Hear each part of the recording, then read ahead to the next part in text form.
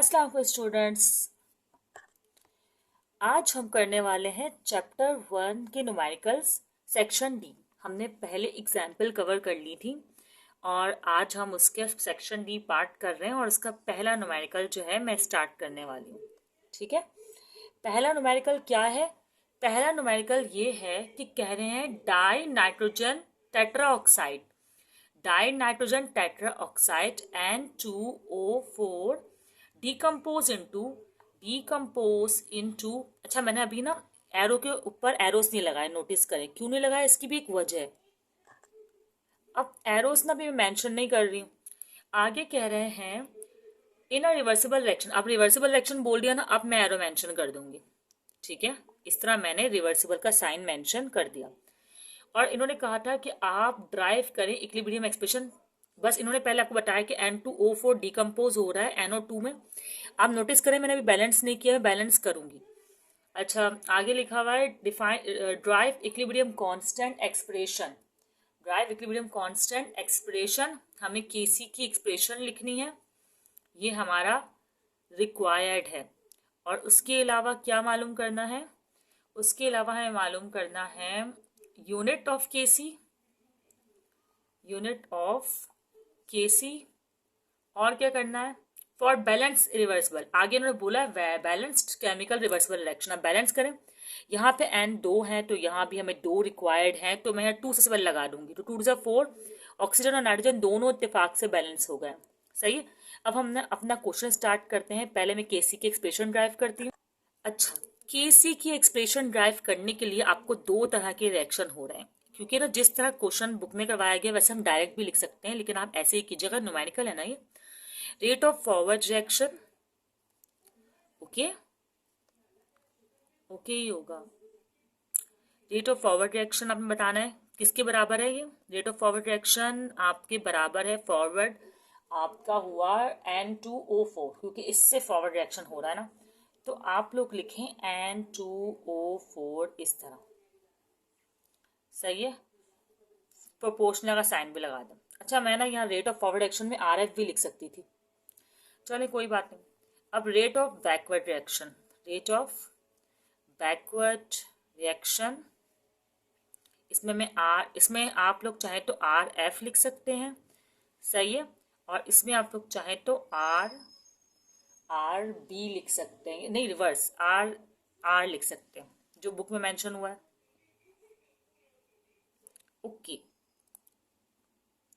आपको पता है कि इसके लिए मुझे ये वाली चीज़ मेंशन करनी पड़ेगी और पावर भी लगाना होगा, क्योंकि आपको पता है यहाँ पे 2 मोल है तो 2 मोल के लिए पावर।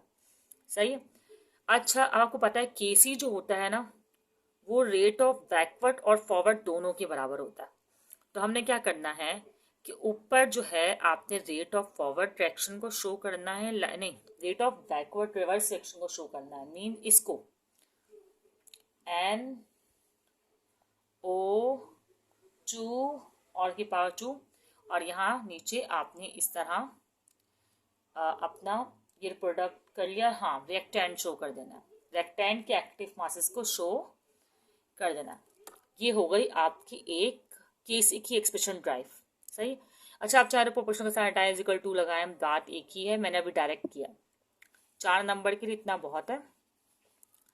अब अगला क्वेश्चन, अगला पार्ट कर रहे हैं। ये केसी एक्सप्रेशन आ गई, अब हमें करना है यूनिट ऑफ केसी।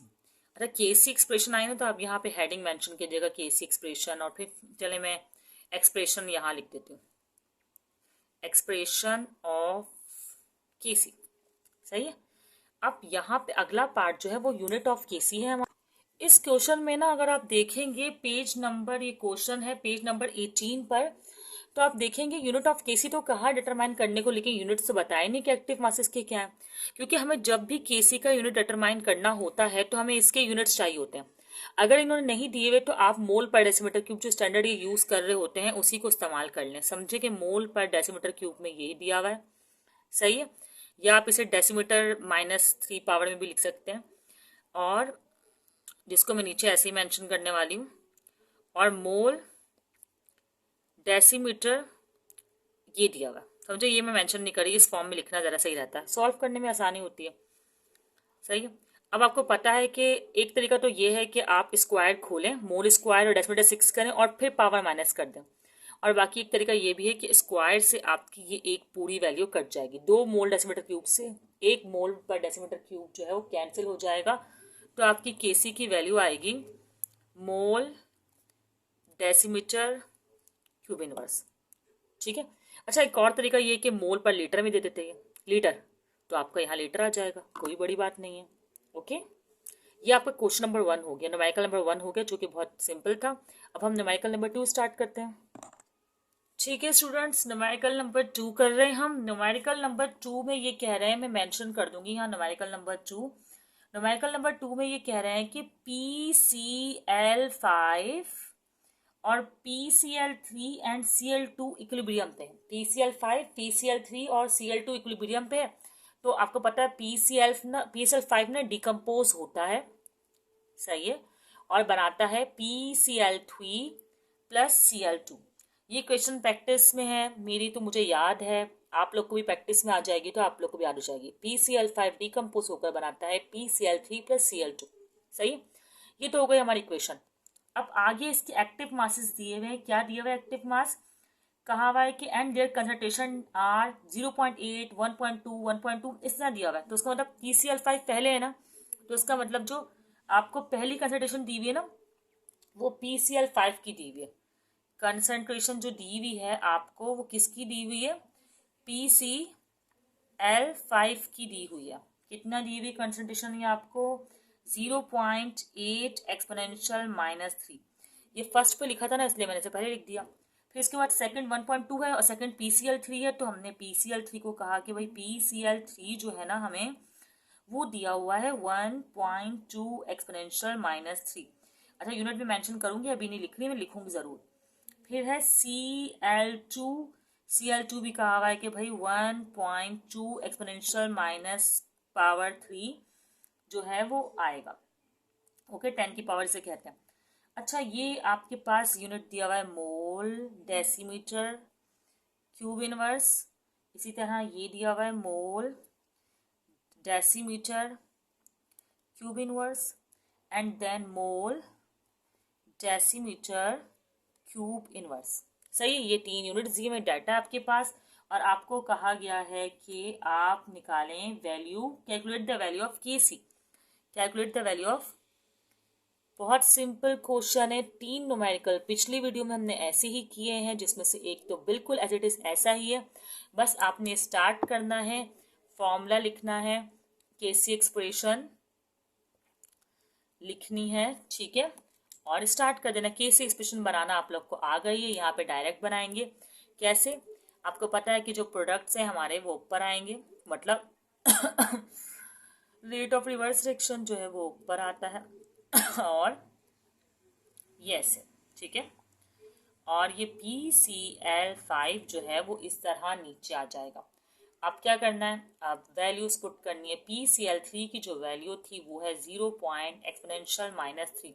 अच्छा, हमें यूनिट भी डिटरमाइन करना होता है ना, तो मैं यूनिट भी साथ ही जो है वो प्लेस कर देती हूँ।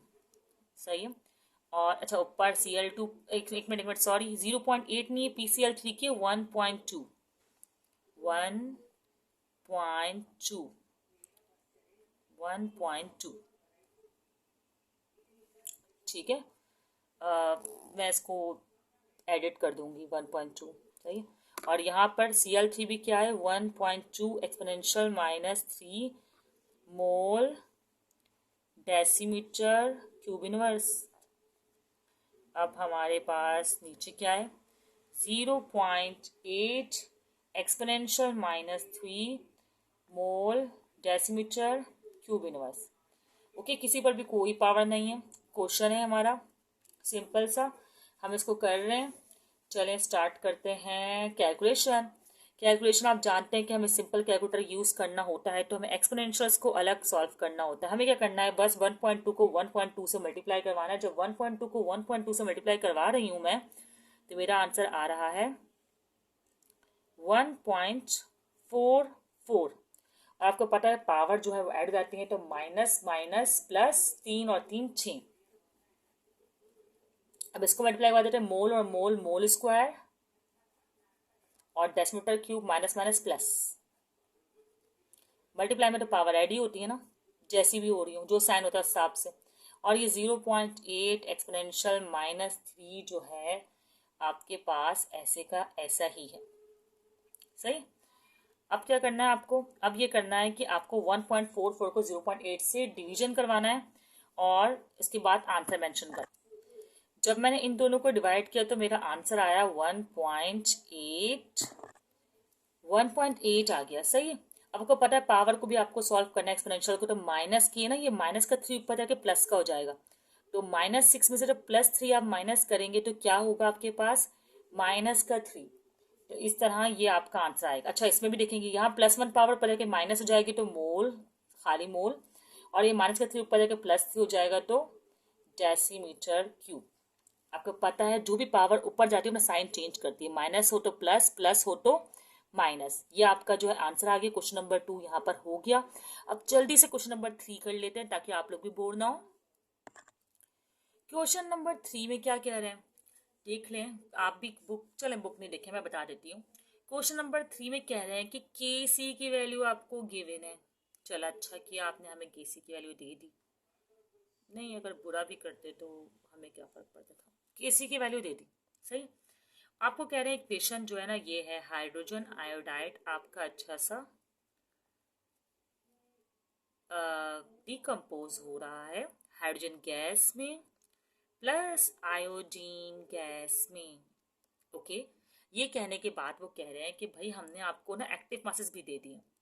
आपको पता कर, आपको जानना, ये केसी को ना आप साइड में रखिएगा, ये केसी बस कंपेयरिंग के तौर पर इस्तेमाल होगा। इसके एक्टिव मासेस दिए हैं आपको और कह रहे हैं, अच्छा मैं इसका एंड में ना एक जरा डिफरेंट मेथड यूज करती हूँ। वो डिफरेंट मेथड में क्या यूज करूंगी कि मैं एक्टिव मासेस को इक्वेशन के नीचे लिखूंगी। आप मतलब ऐसे ही वही मेथड यूज कर सकते, डाटा वाला यूज कर सकते हैं आप लोग, जिसमें ऐसे ही एक एक्स्ट्रा मेथड कर रही हूँ।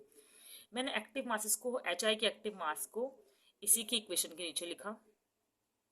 तरीके होते हैं डिफरेंट करने के, आप लोग भी चाहे तो कर सकते हैं। वैसे वो तरीका भी ठीक है जो हम करते आए अब तक। और H2 के एक्टिव मास को हमने, H2 का एक्टिव मास है क्या, 1 एक्सपोनेंशियल -5, 1 एक्सपोनेंशियल -5 को इसका इसके सेट के नीचे रख दिया। ठीक है। इसी तरह मैंने I2 को भी एक तरीका बता रही हूँ कि ये भी एक तरीका होता है, डिफरेंट तरीके सारे हमने उसी तरीके से किए हैं। वो अच्छा तरीका है, डाटा बनाएं आप लोग, सब कुछ करें। और you know representation is a matter, matter करती है रिप्रेजेंटेशन। अच्छा, ये मैंने इस तरह कर दिया। अब ये करने के बाद मैंने बस ये बताया कि भाई H2 कंसंट्रेशन ये है, सही, I2 की कंसंट्रेशन ये है और HI की कंसंट्रेशन ये है, जस्ट ऐसे। बाकी आपको जो तरीका ऊपर बताया हुआ है देखें, इस तरह डाटा रिप्रेजेंट करके करने वाला, तो ये अच्छा है, आप लोग इसी तरीके से करिएगा। ठीक है। अब क्या करना है हमें, अब हमें केसी की वैल्यू नहीं निकालनी, क्यूसी की निकालनी है, क्योंकि हमें प्रिडिक्ट करना है रिएक्शन। केसी तो हमें दिया हुआ है, तो हमें निकालनी है क्यूसी की वैल्यू। हम क्यूसी की वैल्यू निकाल लेते हैं। क्यूसी की वैल्यू निकालने के सबसे पहला काम जो आप लोग करेंगे वो करेंगे एक्सप्रेशन फॉर केसी। ये केसी एक्सप्रेशन यूँ लिखती हूँ, केसी एक्सप्रेशन। डिफरेंट डिफरेंट तरीके से करने में ना अच्छा रहता है, आइडिया हो जाता है कि हम किस किस तरीके से कर सकते हैं। अब केसी एक्सप्रेशन आपके पास क्या आएगी, आपको पता है कि जो आपके प्रोडक्ट है वो ऊपर आएंगे डोमिनेटर पे। ठीक है, डोमिनेटर, और ये डिनोमिनेटर पे क्या आएगा, एच आई। और 2 जो है यहाँ पर हम लिख देंगे एच आई। एच आई के ऊपर आप देख रहे हैं 2 मोल है ना, तो पावर 2 भी शो करेंगे। सही, ये आपकी केसी एक्सप्रेशन हो गई। अब आपको क्या करना है, इसके एक्टिव मासेस को पुट करना है। एक्टिव मासेस को कैसे पुट करेंगे, जो है वैसे ही पुट करेंगे। ये क्या तरीका, कैसे पुट करेंगे, इतने कोई मुश्किल चीज़ थोड़ी ना। क्या होगा, H2 है, H2 में आप 1 एक्सपोनेंशियल -5 वही मोल डेसीमीटर क्यूब इनवर्स मेंशन कर देंगे। इसी तरह I2 में भी आप यही करेंगे, 1 एक्सपोनेंशियल -5 मोल डेसीमीटर क्यूब इनवर्स। ओके। और क्या करना है, और डिवीजन में आपने मेंशन करना है, डिवीजन में क्या मेंशन करना है, 2 एक्सपोनेंशियल -5 मोल डेसीमीटर क्यूब इनवर्स। और ये पावर जो है स्क्वायर की, ये भी यूज़ करना। अच्छा, यहाँ तक पुट करने के बाद अब आपको सॉल्यूशन करना है। सॉल्यूशन किस तरह करेंगे आप लोग कि भाई के सी तो ऐसे ही लिखा हुआ है, 1 एक्सपोनेंशियल -5 को मल्टीप्लाई करना 1 एक्सपोनेंशियल -5 से, तो आप बस सिंपल ये करें 1 को 1 से मल्टीप्लाई करें, तो 1 1 ही होता है, इसके लिए कैलकुलेटर क्या यूज़ करना। सही है, 1 एक्सपोनेंशियल 1 हो गया, 1 1 हो गया, और आपको पता है पावर मल्टीप्लाई में ऐड होती है माइनस माइनस प्लस, ये हो गया -10, और ये भी पावर ऐड होगी 1 और 1 होल स्क्वायर, और इस तरह माइनस माइनस प्लस। ओके, अब क्या करना है, इसका स्क्वायर का 2 2 4, और पावर का आपको पता है डबल करना होगा, डबल मतलब 5 2 10, 5 पर तो 25 मत कर दीजिएगा, और ये मोल स्क्वायर डेसीमीटर 3 2 6। सही है, यहाँ तक हमने कर लिया। अब ये बिल्कुल एग्जैक्ट वैल्यू से ये क्रॉस हो जाएंगी, और 1 को आप 4 से डिवाइड करवाइए, ठीक है। और आपको पता है माइनस की पावर ऊपर जाएगी तो ये समझो ये भी कैंसिल हो रहा है एक दूसरे से, माइनस की पावर प्लस की पावर होगी 10 से 10 0 पावर 1 के बराबर। अब आप के सी को डिवाइड 1 को डिवाइड करवाइए 4 से, तो आपका आंसर आएगा 0.25। अच्छा, के सी नहीं है, सॉरी ये के सी नहीं, हम तो क्यू सी निकाल रहे हैं ना, के सी तो हमें गिवन है, तो ये है आपका क्यू सी। क्या है, Q C, quality control, no, Q C quotient equilibrium. सही है, क्यू सी है, सॉरी मैंने के सी लिखा था, क्यू सी है। अब आपको क्या करना है, जो के सी आपको गिवन था उस के सी से इस के सी को कंपेयर करना है। आप खुद सोचें, ये के सी बहुत छोटा है, ये पता है किसके बराबर होता है, माइनस पावर है ना 4, तो आप समझे 0.00041 इसके बराबर है। कहाँ 0.0001 और कहाँ 0.25, तो हमारा क्यू सी जो है वो ग्रेटर आया है। आपको क्या करना है, बस बताना है कि क्यू सी ग्रेटर आया है ना, तो आप इस तरफ साइन शो करें, क्यू सी ग्रेटर देन के सी। क्यों, क्योंकि क्यू सी 0.25 है, जबकि के सी है 1 एक्सपोनेंशियल -4 जो कि बहुत छोटा है। जब क्यू सी ग्रेटर देन के सी आता है तो इसका मतलब अगर आपको रिएक्शन जो उन्होंने सवाल में बोला है कि आप मालूम करें, तो डायरेक्शन ऑफ रिएक्शन क्या आ जाएगी आपकी, बैकवर्ड। अगर क्यू सी की वैल्यू आती छोटी तो आपकी डायरेक्शन ऑफ रिएक्शन क्या आता, फॉरवर्ड आता। इसका आपने टॉपिक और कॉन्सेप्ट पिछली वीडियो में कर लिया, वो वीडियो देख लीजिएगा, छोटी सी वीडियो है। सही है, और अगर बराबर आता क्यूसी की वैल्यू अगर केसी के बराबर आती, तो इसका मतलब एट इक्विलिब्रियम है, ना फॉरवर्ड डायरेक्शन हो रहा है ना बैकवर्ड डायरेक्शन हो रहा है। ठीक है स्टूडेंट्स, हमने केसी के न्यूमेरिकल मैट्रिक के पॉइंट ऑफ व्यू से मुकम्मल कर लिए हैं। सही है, और अगर इसे फर्स्ट ईयर के स्टूडेंट्स भी देख रहे हैं तो जस्ट ये बेसिक को कवर कर रहा है, उनके और भी काफ़ी क्रिटिकल न्यूमेरिकल्स होते हैं। यहाँ पर केमिकल इक्विलिब्रियम के न्यूमेरिकल्स कंप्लीट हुए। अल्लाह हाफिज़ स्टूडेंट्स। वीडियो को शेयर कर दीजिएगा ताकि और लोगों के काम भी आ सके, और चैनल को सब्सक्राइब कर दीजिएगा ताकि मुझे मोटिवेशन मिले।